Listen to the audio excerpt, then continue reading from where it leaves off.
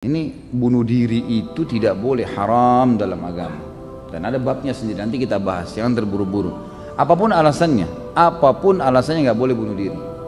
Tidak ada, kalau bunuh diri, kalau tadi membunuh masih ada celah-celahnya. Tapi kalau bunuh diri nggak boleh, sama sekali mutlak nggak boleh. Itu dosa besar.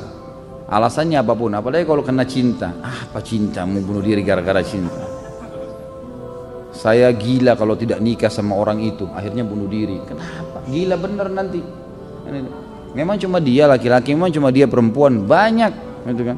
Banyak. Dan bukan cuma satu dua suku, ada ratusan suku di muka bumi ini.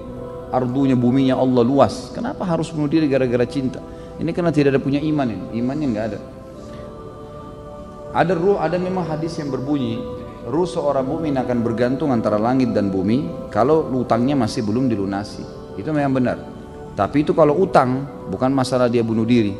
Kalau bunuh diri ya sudah tetap disiksa oleh Allah Subhanahu wa taala di kuburan karena dia melakukan dosa besar, gitu kan?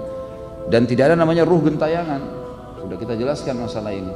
Enggak ada ruh gentayangan, enggak ada ceritanya kuburan terbuka pocong keluar. Enggak ada ceritanya tangan tarik-tarik orang dari kloset, itu tuh dusta semua, enggak ada. Itu cuma sinetron film tuh yang dibuat-buat. Jadi itu semua tidak benar, tidak ada dalam Islam. Orang kalau masuk kuburan, taman dari taman surga atau lubang dari lubang neraka, nggak ada yang lain. Nggak mungkin terjadi dia gentayangan ganggu orang lain. Jadi itu tidak mungkin ya, itu tidak terjadi. Kalau masalah takdirnya, ya memang dicatat di Lauhul Mahfuz, tapi itu takdir ikhtiar ya. Proses seseorang mati itu ikhtiar dia. Kasus ajalnya datang di mana, dicabut ruh oleh malaikat, itu takdir mutlak. Saya sudah pernah jelaskan. Jadi takdir ada dua macam, ada yang mutlak, tidak ada campur tangan kita di situ. Seperti kita mati di mana, ya gitu. Kapan itu sudah mutlak, Allah yang tentukan.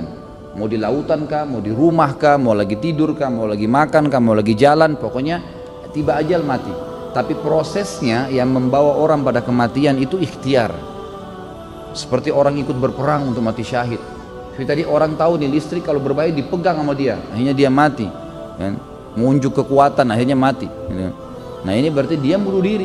Proses ini dinilai oleh Allah Subhanahu Wa Taala. Kalau dia prosesnya baik, dia kena mati syahid, membela kehormatan, maka kebetulan ajalnya datang, itu berarti dia ditutup dengan kebaikan. Tapi kalau proses ini dia buat keburukan, ya buruk. Lauhul Mahfuz tercatat, dia milih bunuh diri misalnya, itu dosa besar. Maka berarti dia berdosa di sini.